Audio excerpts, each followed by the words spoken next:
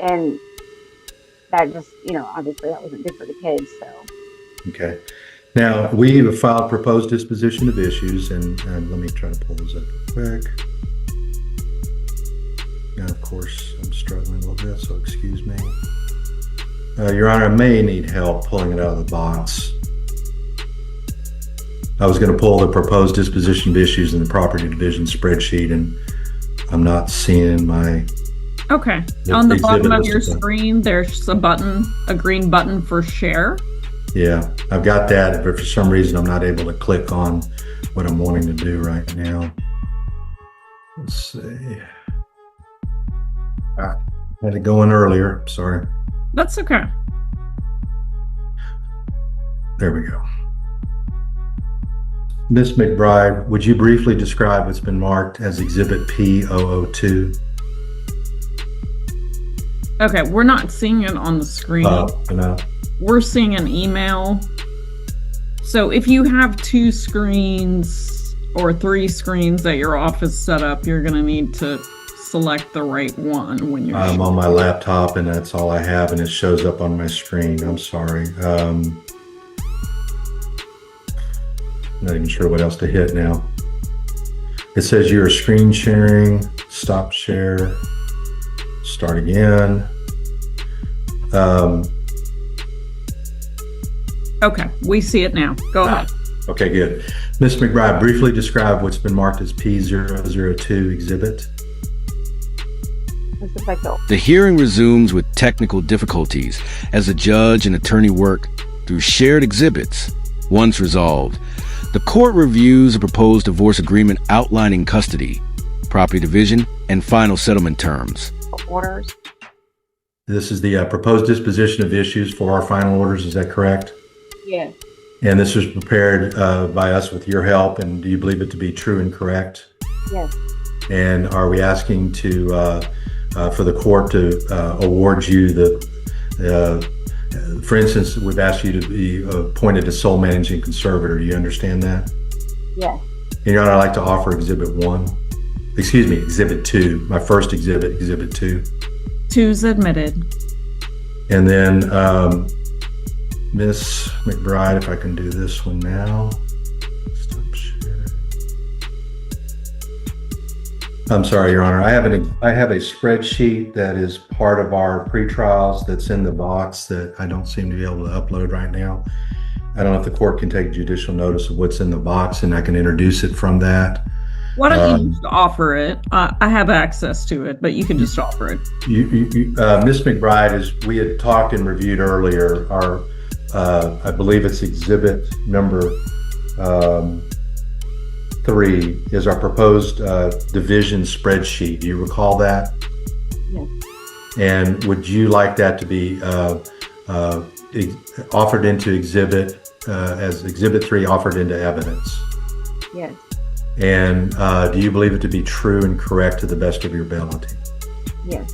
And this is where we're awarding the assets and debts as you currently have them. Is that correct? Yes. You have a house, but the house is not worth near as much as it used to due to market forces and to severe disrepair. Is that correct?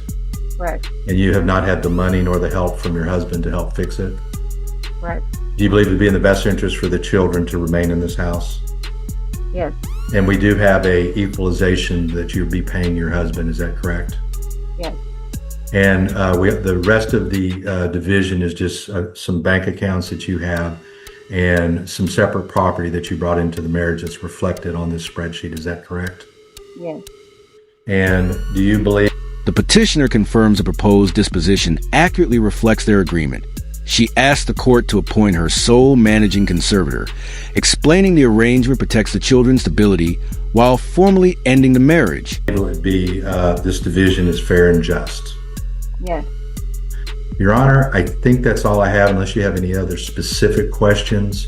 I think it's the proposed order that we have is outlines and traces most of what Judge Mendoza Matthews Rodriguez did, and I would like to urge the court to grant this. It gives all the rights and duties under 153, 132 that Judge Matthews Rodriguez had also ordered.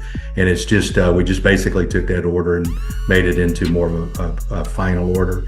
And I think that we urge the court to grant the divorce and sign this order. Okay, and just for the record, that last exhibit was P3? P3. Okay, that is admitted. And is there a request for a name change? There is not a request for a name change, Your Honor. Okay. Okay. And we have an order that's in the box that, again, we're open if you have any issues with it, but we tried to track what Matthews Rodriguez did and put everything that's normally included into our order. Okay. And just maybe if you would just review the child support provisions with me. Yes, Your Honor. Again, the only we do not have any specific information regarding his employment right now. We do know that he's doing odd jobs and working. We don't know anything else. Based on that information, the previous child support was set at $445. Again, he's not paid it, and he's not reimbursed any money, so I don't know that it's going to be a real number anytime soon anyway. Ms. McBride is definitely struggling. It's been a very big hardship. I'm not asking for attorney's fees because they would never be paid, of course. But I believe that the minor amount that we have in there is the best that we could come up with a guess based on what his current lifestyle is. He's driving a car. He's getting around, he's doing things, he's meeting people. We think he's just doing odd jobs, but we don't have an actual place of employment. Attention shifts to the marital property division. The petitioner explains a family home has significantly declined in value because of severe disrepair, yet believes remaining their best serves the children's long-term interests and stability. Okay. And I can ask that again from Ms. McBride to confirm that. That's fine. You can go ahead and get that confirmation. Ms. McBride, is the best of your understanding, you do not know where he's employed. That's correct. And you don't even know that he has a job, but you believe he's working based on what he's doing with spending money and getting around town? Correct. Okay. Nothing further, Your Honor. Okay.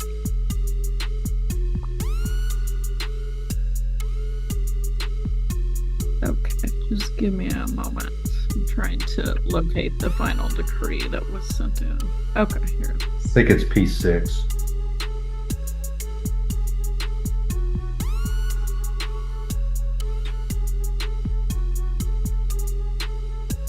Okay. And just to confirm, Ms. McBride, you are not asking for a name change, is that correct? Yes. Okay. All right. I will grant the divorce on the grounds of insupportability, and I will enter the decree consistent with what we have discussed here in the virtual courtroom this morning. Ms. McBride will be named as the sole managing conservator of the child, and possession and access will be limited as set out in the proposed disposition of the issues, along with the proposed injunctions, and will find that the proposed property division is a just and right division of the community estate. I will enter the decree. And do we have the BVS? The attorney confirms a proposed financial distribution, including bank accounts, separate property, and an equalization payment. The petitioner agrees the division is fair, reasonable, and consistent with previous temporary court rulings. Form. I believe it was either uploaded or it was filed, but we do have a BVS form. Okay. If you could email that to Ms. Seeger, that would be helpful. She does not have it, and box is really for the court reporter. So if you wouldn't mind sending that to her, we'll get Yes. it taken care of. Absolutely, Your Honor. All right. Seeing nothing else, y'all are excused from the virtual courtroom, and have a great day. Best of luck to you, Ms. Thank you. McRae. Thank you, Judge. All right. Take care. All right. Next, we're going to move to our other short, uncontested hearing on Grizzle or Grizel. I'm not sure. Yes, Grizzle, and there they are. Okay. All right. Let me go ahead and call the case. We're here on FM 24-009047, Grizzle versus Seals and Teton. Mr. Campos, you may proceed. Yes, ma'am. Your Honor, I'll just give you a rundown of this case has been on file for a couple of years due to a number of factors why it's just now getting to that point of getting concluded and getting the guardian ad litem's off resolved. But they will be involved here very soon and submit the order. But in the meantime, the Grizzles need some orders, temporary orders, to be able to register for the child who turned 14 today. So, and the Grizzles have raised her basically for most of her life, or at least cared for her before they finally. The discussion moves to child support. Because the husband's employment remains unknown, the attorney requests support based on previous calculations, noting he continues earning income through odd jobs while contributing nothing toward the children. 10 years ago, got possession of the child. So it's been, at the end of this month, it will be exactly 10 years that they've had full-time possession of this child. And so, why we're asking for these temporary orders for today. And as I mentioned earlier, both the biological parents have signed an affidavit. Well, in the case of the mom, she signed an affidavit for voluntary relinquishment of parental rights, and the father signed an affidavit of waiver of interest. And in there, they both designated the Grizzles to serve as managing conservators and to adopt this child, Marley. And in their respective waivers, affidavits, they waived the right to be served and the right to appear for or be notified of any hearings. And those have been e-filed, and I did upload them to Box, but because they're e-filed, and I can certainly ask the court to take judicial notice of those, and don't know that the court needs to have those submitted as evidence for this hearing. The petition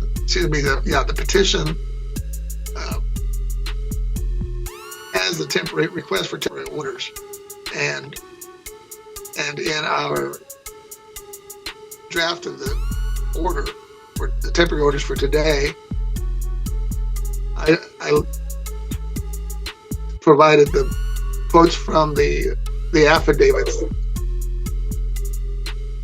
Take notice of that. After confirming petitioner has no reliable information regarding her husband's employment, the judge reviews the final decree and prepares to issue a ruling based upon the uncontested evidence presented during the hearing. That's the language from the respective affidavits of the biological parents, and why it's not necessary for them to have notice of today's hearing. And so we are asking simply that the court appoint the Grizzles as managing conservator of this child, May Teton, and that we've just listed all the rights so that they can have the right to make medical consents and to enroll the child in school, etc. And so all the Grizzles as as witnesses, but because it's uncontested, I don't know whether, how much you want to hear in terms of evidence from them. I can give some basic evidence for them so that the court knows that they have had the child for more than 10 years, and they have cared for the child because they cared for her before she was left in their possession for the purposes of adoption. Mr. Campos, I'm having a hard time with your audio. You seem to be cutting out constantly. Is anyone else hearing that too? Yeah, we agree.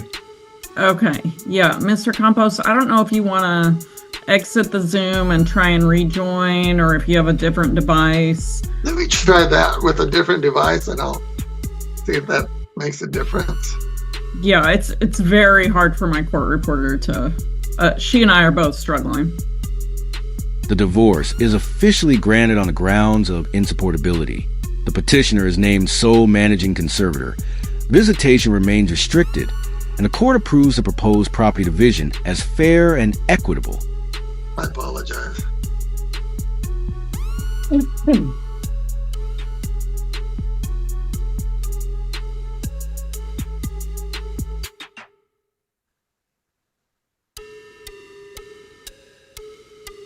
Okay, I've connected through my phone. Okay, we're admitting that device. Yes. Okay, let's see if that works.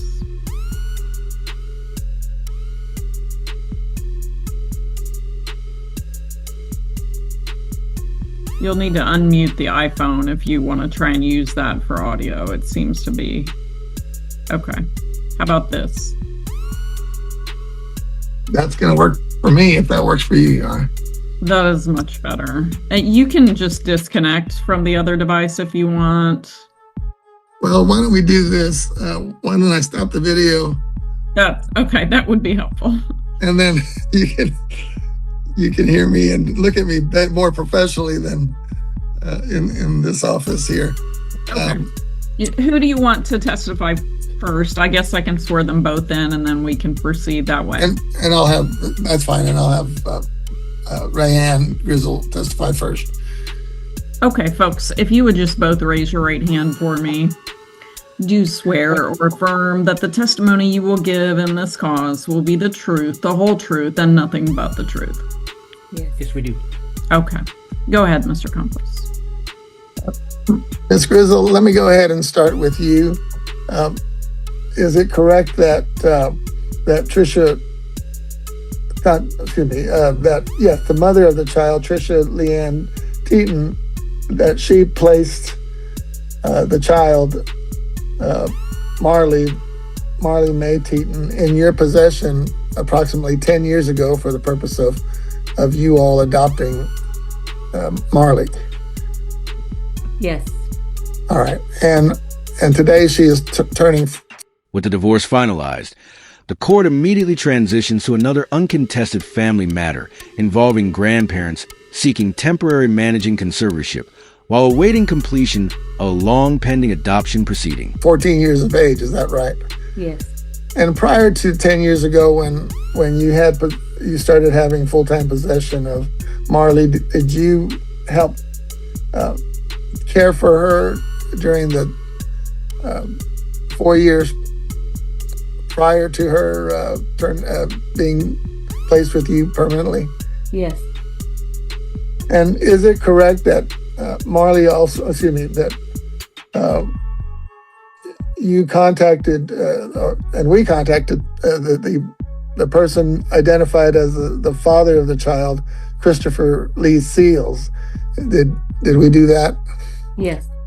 And is it correct that both Miss Teaton and Mr. Seals signed affidavits relinquishing their interest or their rights to the child, and that they waived any notice of any hearings in those affidavits? Yes. Okay. And is it correct that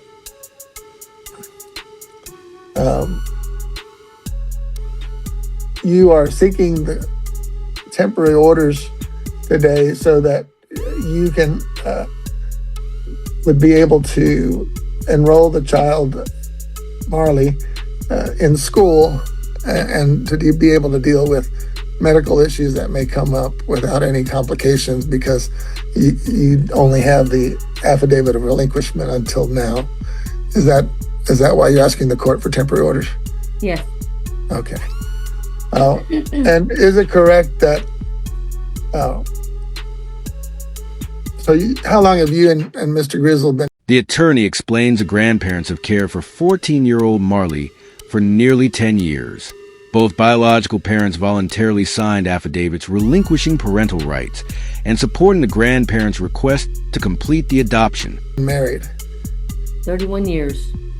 And how many children do you have other than Marley. Four. Marley? 5, including Marley.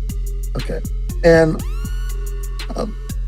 do you believe that it is in the best interest of Marley that you and your husband be appointed temporary managing conservators until you are able to complete the adoption later hopefully this summer, but perhaps it may be into the fall? Yes. Okay. And I think that's all I have for you, Mr. Grizzle. You've heard the testimony of your wife. Do you agree that all of that is true and accurate? Yes, I do. All right. And do you also agree that it would be in Marley's best interest that you and your wife, who've been taking care of her for more than 10 years now, and that she's lived in your home now for the last 10 years, do you agree that that's in the best interest that you be appointed temporary managing conservators over her? Yes, I do. All right. Your Honor, I think I passed the witness. If the court has any questions for them directly or... Okay. So Marley's going to be in middle school, I take it? Starting high school, 9th grade. Starting 9th grade. Okay, great. And how's school going for her? We got her out of middle school. That's the most important. Hooray for us as a family here. Yes, those are difficult years. All right. I don't have any other questions for you. Thank you for your appearance here this morning in the virtual courtroom. Mr. Campos, I don't have any questions for you. Let me just pull... Technical audio problems interrupt the hearing until the attorney reconnects using a mobile phone. Once communication improves, both grandparents are sworn in and begin providing testimony supporting their request for temporary legal authority. Temporary order is submitted. I understand that Ms. Seeger forwarded that to you, so you have that. Yeah. I also uploaded it to Box, but I understand that that's, from what you just indicated, that's more for the court reporter. I don't know if you need... Yeah, we don't need to enter it as an exhibit. Right. Just need to review it. And sorry, I have my many screens, so just give me a moment here.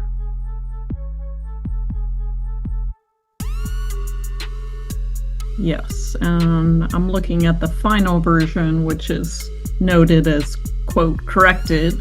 That's correct. I think we had an edited version. Okay.